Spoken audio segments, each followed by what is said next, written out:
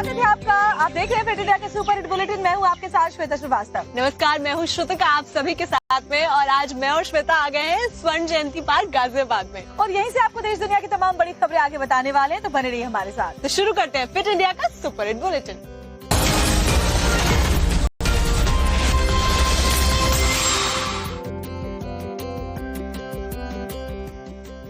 प्रधानमंत्री नरेंद्र मोदी 5 देशों की आधिकारिक विदेश यात्रा पर हैं और ऐसे में अब वो अपने आखिरी पड़ाव के लिए रवाना हो चुके हैं, यानी नामीबिया के लिए रवाना हो चुके हैं। नामीबिया में वहां के राष्ट्रपति से द्विपक्षीय वार्ता प्रधानमंत्री नरेंद्र मोदी की होनी है और यहाँ पर भी उनके स्वागत की भव्य तैयारियां की गई है। वो रवाना हो गए नामीबिया के लिए और देखिए 5 देशों की उनकी आधिकारिक यात्रा थी।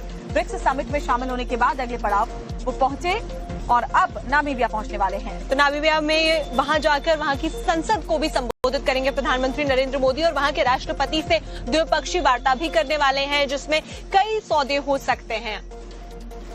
तो बड़ी खबर आपको बता रहे हैं, पहली बार नामीबिया के दौरे पर प्रधानमंत्री नरेंद्र मोदी पहुंचने वाले हैं। 5 देशों की उनकी यात्रा का ये अंतिम पड़ाव है। इसके बाद उनकी स्वदेश वापसी होगी।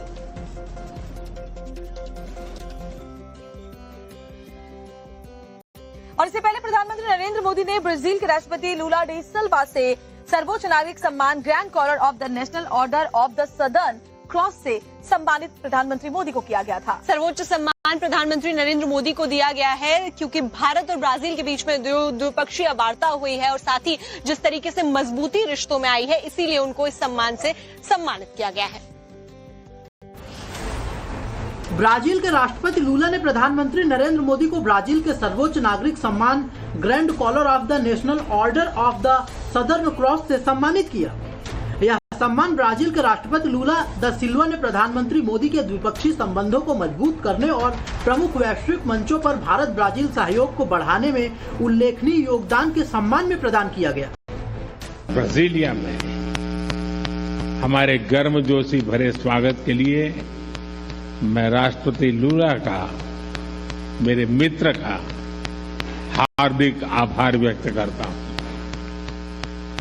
अमेजन की प्राकृतिक सुंदरता और आपकी आत्मीयता दोनों ने हमें मंत्रमुग्ध कर दिया है। इस मौके पर पीएम मोदी ने कहा कि आतंकवाद के खिलाफ हमारी सोच समान है। आतंकवाद पर दोहरे मापदंड के लिए कोई जगह नहीं है। आतंकवाद के खिलाफ लड़ाई पर हमारी सोच समान है। Zero tolerance and zero double standards. हमारा स्पष्ट मत है कि आतंकवाद पर दोहरे मापदंडों का कोई स्थान नहीं है। पीएम मोदी का ब्राजील में सनातनी अंदाज में शानदार वेलकम हुआ था। उसके बाद उन्हें सर्वोच्च सम्मान से भी नवाजा गया। मई 2014 में सत्ता संभालने के बाद पीएम मोदी को दिया गया ये 26वां अंतर्राष्ट्रीय सम्मान है। तो बड़ी खबर आपको बता दें, इंडिया गठबंधन ने बिहार बंद का ऐलान किया है। वोटर वेरिफिकेशन को लेकर अब आंदोलन उग्र होता जा रहा है। तो वोटर वेरिफिकेशन को लेकर के तेजस्वी यादव पहले लगातार विरोध प्रदर्शन कर रहे थे। राहुल गांधी का भी साथ मिल गया है और ऐसे में इंडिया गठबंधन आज जो बिहार बंद करने वाला है। और सबसे बड़ी बात है श्रुतिका कि बिहार बंद के दौरान ये शक्ति प्रदर्शन भी अपना करेंगे। बिहार में वोटर लिस्ट में गड़बड़ी को लेकर पिछले कई दिनों से तेजस्वी यादव लगातार सवाल उठाते आए हैं और आज तेजस्वी को राहुल गांधी का भी साथ मिल गया है। दोनों आज पटना में बड़ा आंदोलन करने जा रहे हैं।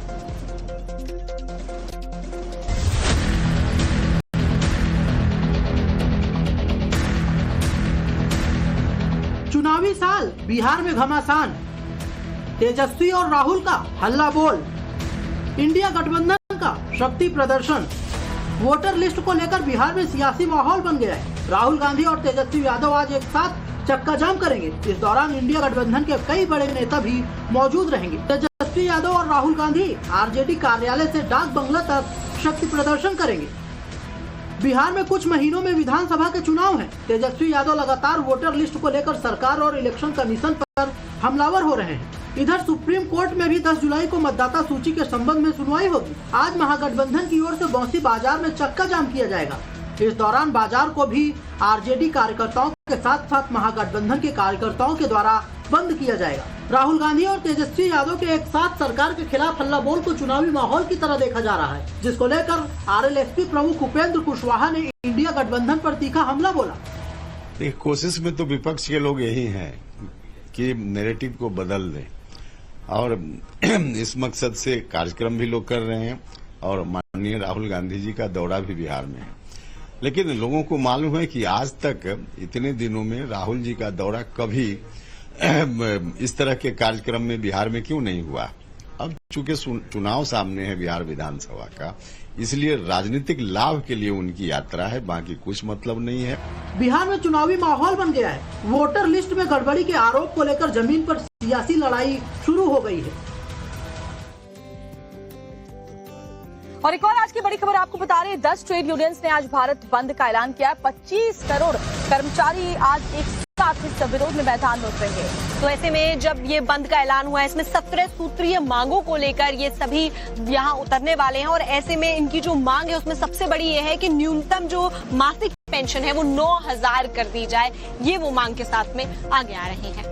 तो बैंकिंग, डाक, कोयला खनन, परिवहन और निर्माण जैसे जो प्रमुख क्षेत्र हैं, इनसे जुड़े ये कर्मचारी हैं। किसान संगठनों और ग्रामीण श्रमिक संगठनों ने भी हड़ताल को अपना समर्थन देने का फैसला किया है। और ऐसा पहली बार नहीं है जब ट्रेड यूनियनों ने इस तरीके का आह्वान किया हो। आपको ये रिपोर्ट दिखाते हैं।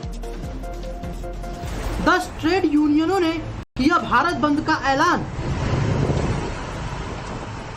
25 करोड़ से ज्यादा मजदूर एक साथ हड़ताल पर। देश के 10 ट्रेड यूनियनों ने एक साथ भारत बंद का ऐलान किया है, जिसमें एक साथ देश भर के 25 करोड़ से ज्यादा कर्मचारी हड़ताल पर रहेंगे। लेकिन इस बंद में भारतीय मजदूर संघ भाग नहीं ले रहा। बीकेएम के नेता ने बताया कि हम हड़ताल का समर्थन नहीं कर रहे हैं। यूनियन ने अपनी 17 सूत्री मांग पत्र पर दबाव बनाने के लिए हड़ताल का आह्वान किया है।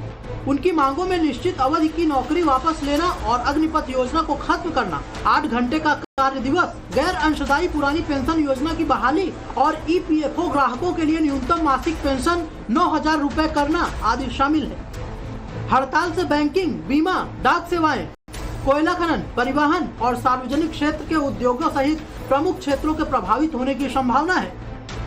हड़ताल का उद्देश्य केंद्र सरकार की मजदूर विरोधी, किसान विरोधी और कॉरपोरेट समर्थक नीतियों का विरोध करना है। संयुक्त किसान मोर्चा और कई कृषि श्रमिक संघों ने हड़ताल को अपना समर्थन देने की घोषणा की है। वहीं बीजेपी सांसद का कहना है कि हड़ताल से कोई फर्क नहीं पड़ेगा। लेकिन भारत बंद का कोई असर न तो बाजारों पर होगा और न व्यापार पर होगा। दिल्ली और देश में किसी भी व्यापारी संगठन ने ऐसे किसी बंद की न तो कोई कॉल दी है और न ही ऐसे किसी बंद का समर्थन किया है। अब देखना होगा कि देशव्यापी हड़ताल का कितना असर दिखाई देगा।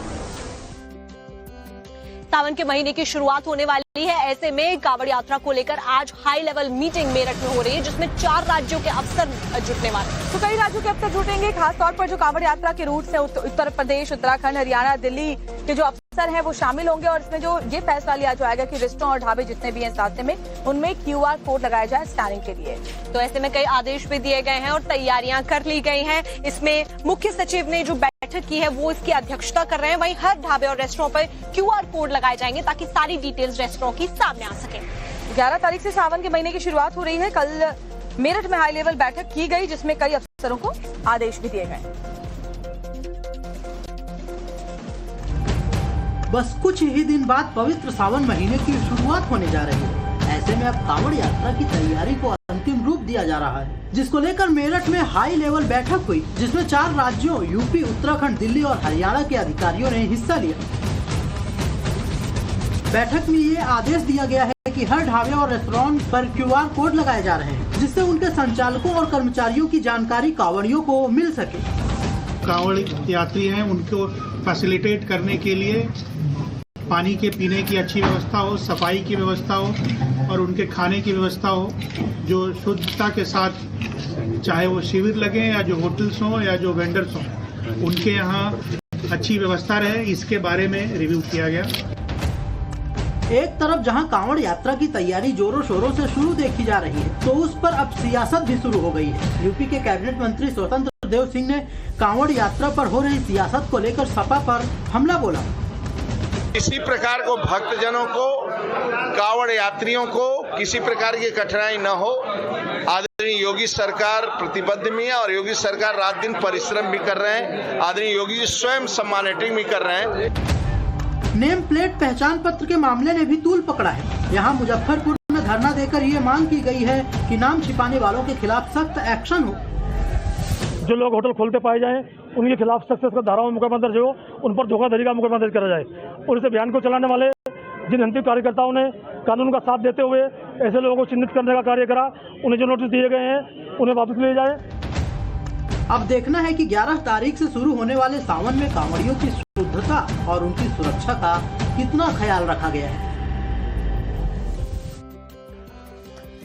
उत्तर प्रदेश में धर्मांतरण गैंग के खुलासे ने सबको चौंका कर रख दिया है। एक्शन जारी है और बता दें, बड़ी खबर ये, चांगुर बाबा के खिलाफ आज भी बुलडोजर एक्शन जारी रहने वाला है। बीते दिन भी चांगुर बाबा के ऊपर बुलडोजर एक्शन जारी रहा और उसके साम्राज्य को ढाया गया और आज भी इस एक्शन को जारी रखा जाने वाला है और बाबा का बुलडोजर वहां गरजने वाला है। एक रिपोर्ट आपको दिखा देते हैं।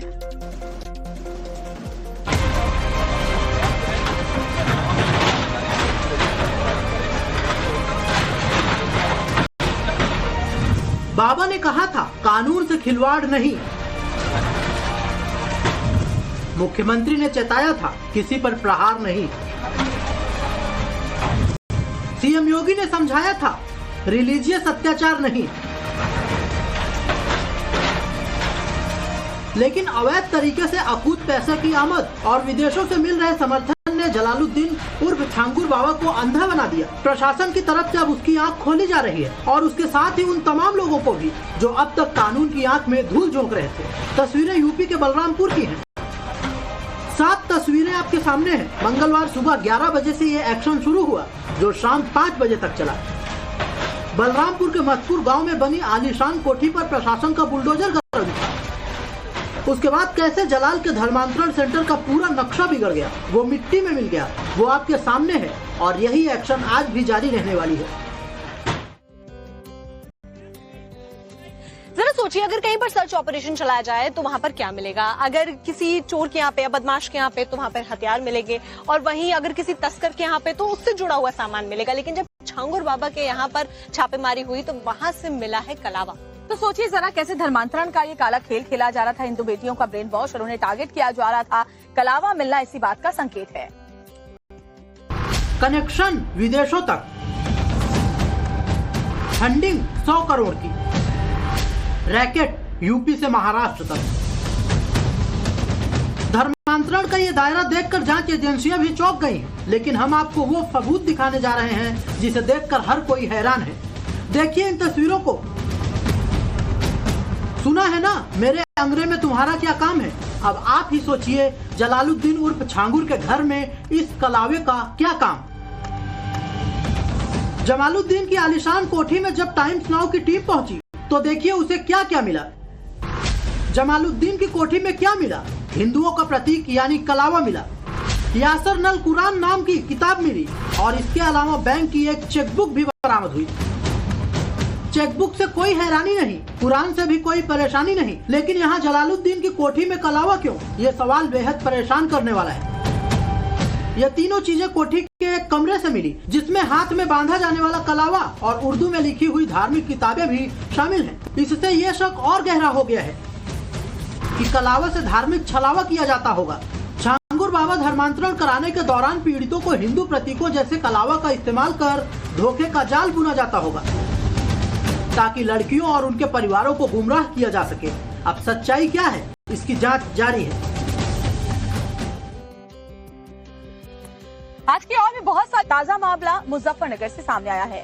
तो ये जो मामला सामने आया है ये उत्तराखंड और उत्तर प्रदेश के बॉर्डर से सामने आया है, जहां पर जैसे ये घटना सामने आती है और ढाबे पे हंगामा शुरू हो जाता है, उसके बाद विवाद धीरे धीरे गहराता जाता है। आपको रिपोर्ट दिखाते हैं।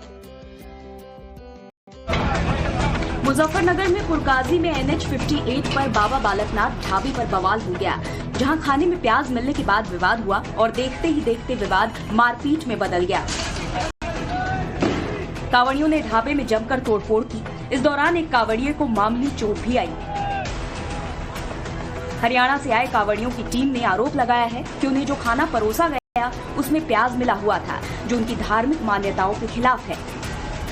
उधर ढाबा मालिक नीरज पवार का कहना है कि विवाद सिर्फ प्याज को लेकर नहीं था, बल्कि बिल मांगने पर भी कांवड़िये भड़क गए। उन्होंने बताया कि रात करीब 3 बजे कुछ कांवड़िए ढाबे पर खाना खाने के लिए रुके थे। खाना खाने के बाद जब उनसे पैसे मांगे गए तो वो बहस पर उतर आए। देखते ही देखते मामला बिगड़ा और कांवड़िए तोड़फोड़ करने लगे। इस दौरान किसी व्यक्ति ने हंगामे की ये घटना सोशल मीडिया पर वायरल कर दी। घटना की सूचना पर स्थानीय पुलिस मौके पर पहुंची और घंटों की मशक्कत के बाद गुस्साए कांवड़ियों को समझा बुझाकर मामले को शांत कराया गया। रास्ते को लेकर अक्सर मारपीट की वीडियोस आने लगी हैं, जहां पर पड़ोसियों से लोग मारपीट करने लग जाते हैं और ऐसा ही मामला उत्तर प्रदेश के महोबा से भी सामने आया है। लोगों की टॉलरेंस खत्म हो गई है और एक साथ जुट कर ये काम को कर रहे हैं, राम का नाम ले रहे हैं और सुबह की शुरुआत कर रहे हैं। फिलहाल खबरों की तरफ वापस आते हैं तो कानपुर से आपको बड़ी खबर बता रहे हैं, जहां पर एक दरोगा पर वसूली का आरोप लगा है और ब्लैकमेल करने का आरोप है। लाखों की मांग इस दारोगा ने की थी। 3 लाख देने के बाद पीड़ित शख्स को छोड़ने का जो आरोप है इस दारोगा पर लग रहा है। और ऐसे में ये आरोप ये भी है कि उसने 5 लाख रुपए भी मांगे थे और दरोगा पर एक दुकानदार से उगाही करने का ये आरोप लगा है। तो कानपुर में दारोगा ने वहीं से एक व्यापारी को बताया जा रहा किडनैप पहले किया, उसके बाद उसे 5 लाख रुपए मांगे और पैसा नहीं देने पर एनकाउंटर के लिए धमकाया भी। पीड़ित के मुताबिक किदवई नगर थाने में तैनात दारोगा ने खुद को मध्य प्रदेश क्राइम ब्रांच का बताया था और नवस्था होके लाए। किदवई नगर चौकी के बगल में कोई एक होटल था सर, हमको पता नहीं, वहीं से होटल में रखा है और दारू पी के बियर पी के हमको रात भर मार रहे थे। मारने के बाद में सुबह 11 बजे बोले ऐसा कर तू 5 लाख रुपए मंगवा, तेरे को यहीं से छोड़ दूंगा। रकम जो थी सर 3 लाख रुपए थी। उन्होंने पूछा कितना बैलेंस है, तो मौसा जी बोले 3 लाख रुपए है। इसके बाद तुरंत गाड़ी में बैठाला। गाड़ी में बैठाने के बाद में भूमि तरफ लाए और गाड़ी में ही कैश करा लिया। कैश कराने के बाद दूसरी साइड में बैक करके गाड़ी लेके तुरंत उतारा। उतारने के बाद बोले सारा यहाँ निकल जाना, कोई ऑटो कर ले, दोबारा दिखना नहीं। उगाही मामले में जो पीड़ित व्यापारी है उन्होंने छूटने के बाद एसीपी से इस मामले की शिकायत भी की, जिसकी जांच रिपोर्ट भी सामने आ चुकी है। अब आपको सुनाते हैं कि उगाही के इस मामले में एसीपी ने क्या खुलासे किए हैं। देखिए, ये घटना सत्य है और इसमें पैसे भी लिए गए हैं और इसमें हमारे चौकी इंचार्ज का नाम आ रहा है। तो जैसी रिपोर्ट मेरे पास आएगी मैं उसको खुलासा कर दूंगा और इसमें हम लोग बड़ी तगड़ी कार्रवाई इसमें करेंगे। इसमें इनका सस्पेंशन भी होगा अगर और इनके खिलाफ विभागीय कार्रवाई होगी और मुकदमा भी लिखा जाएगा। आपको यूपी के चित्रकूट से एक ऐसी खबर बताते हैं जहां पर जो अपराध हुआ है उसका आइडिया फिल्म देखकर शख्स को आया है। जरा सोचिए कि एक शख्स अपनी गाड़ी में दूसरे शख्स को शराब पिला करके बिठा देता है, नशे में धुत कर देता है उसे और उसके बाद गाड़ी में आग लगा देता है। मकसद ये था कि खुद को वो मरा हुआ साबित कर पाए ताकि वो इंश्योरेंस के करोड़ों रुपए हासिल कर ले। लेकिन ये शख्स कैसे पकड़ा गया, कैसे उसकी ये साजिश नाकामयाब हो गई, देखिए रिपोर्ट में खबर। कैमरे के सामने सिर झुकाए खड़े और सवालों की बौछार झेल रहे शख्स को गौर से देखिए, जिसे समाज और पुलिस अब तक मरा हुआ समझ रहे थे, लेकिन ये जिंदा सामने आ गया। यूपी के चित्रकूट के रहने वाले इस शख्स का नाम सुनील, जिसने पैसों के लालच में खुद अपनी मौत का ड्रामा रच डाला और इस फिल्मी ड्रामे में इसकी क्राइम पार्टनर बनी खुद इसकी पत्नी। 3 करोड़ का बीमा क्लेम पाने के लिए पति पत्नी खौफनाक साजिश रची और सुनसान सड़क पर अपनी ही गाड़ी में आग लगाई और खुद की मौत की झूठी कहानी रच डाली। इनकी साजिश का सबसे खतरनाक हिस्सा था गाड़ी में मिली वो लाश, जिसकी पहचान सुनील के पत्नी ने पुलिस और बीमा कंपनी को धोखा देने के लिए अपने पति के तौर पर की, लेकिन गाड़ी में मिली जली हुई लाश वारदात के वक्त नशे में धुत रहे एक शख्स की थी, जिसे गाड़ी के अंदर बिठाकर जिंदा ही जला दिया गया।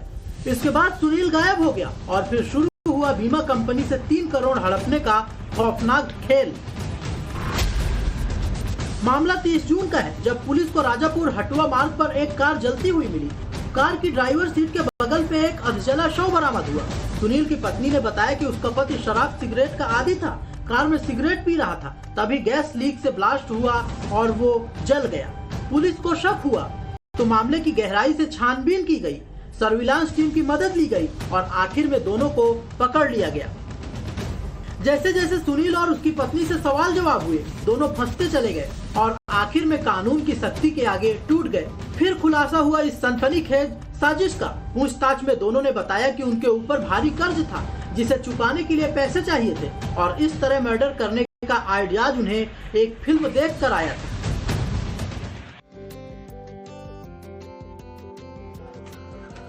फिट इंडिया के सुपरहिट बुलेटिन में हम आपको खबरों से तो अपडेट करते हैं, साथ ही साथ हम आपको ये भी दिखाते थे कि सीनियर सिटीजन्स कैसे यहाँ पर वर्कआउट करने के लिए, एक्सरसाइज, योगा करने के लिए आए। करोड़ पौधे उत्तर प्रदेश में लगाए जाने वाले हैं, जो कि एक नया कीर्तिमान है। सीएम योगी अयोध्या से इस अभियान की शुरुआत करने वाले हैं, तो ग्रीन उत्तर प्रदेश के तहत ये एक दिन में 37 करोड़ पौधे लगाए जाएंगे। तो आपको बता दें, इसके बाद सीएम योगी दशरथ पथ पर स्थित रामपुर हलवारा गांव के त्रिवेणी वन फॉरेस्ट सिटी पहुंचेंगे, जहां एक पेड़ मां के नाम पौधारोपण करेंगे और यहां एक जनसभा को भी संबोधित करने वाले हैं।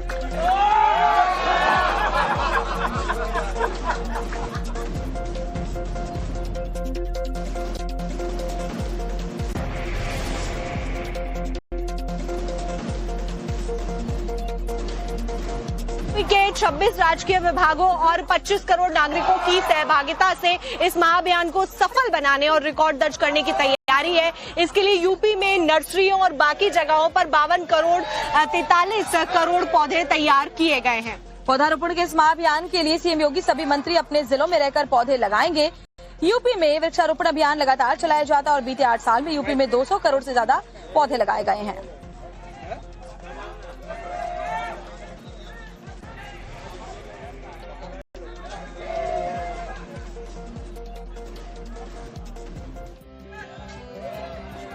मौजूद है स्वर्ण जयंती पार्क, जो कि गाजियाबाद में ही है, और गाजियाबाद में देखिए लोग कैसे योगाभ्यास कर रहे हैं। और जो अगली खबर हम आपको बताने जा रहे हैं वो भी गाजियाबाद से है, क्योंकि गाजियाबाद में अवैध निर्माण के खिलाफ लगातार बुलडोजर एक्शन देखने को मिल रहा है। तो ऐसे में बाबा का बुलडोजर आज गाजियाबाद में बरसने वाला है और बरस भी रहा है, और ऐसे में 58 बीघा जो जमीन है उसको अवैध कब्जे से छुड़ाया गया है। आपको ये रिपोर्ट दिखाते हैं। गाजियाबाद विकास प्राधिकरण ने डासना में अवैध कॉलोनियों के खिलाफ बड़ी कार्रवाई की है। कल्लूगढ़ी के 54 बीघा और कुशलिया के लगभग 4 बीघा क्षेत्रफल में अवैध रूप से डेवलप हो रही कॉलोनियों को बुलडोजर से ढहा दिया गया। जीडीए अधिकारियों के अनुसार भूमाफिया अब नई चाल चल रही हैं। वे कॉलोनी के नक्शे में कॉलोनी का नाम दर्ज नहीं करते, जिससे प्रशासन को कानूनी नोटिस जारी करने में कठिनाई होती है। इस कार्रवाई से क्षेत्र के भूमाफियाओं में हड़कंप मच गया है। तो आपको बता दें कि मॉरिशस में श्वेता तिवारी की मस्ती और कृति सेनन की जो तस्वीरें हैं वो अब वायरल हो रही हैं। सिर्फ 2 मिनट में आपको दिखाते हैं एंटरटेनमेंट का full dose. TV actress Shweta Tiwari इस वक्त अपने वेकेशन को लेकर चर्चा में है। वो अपनी बेटी पलक और बेटे के साथ क्वालिटी टाइम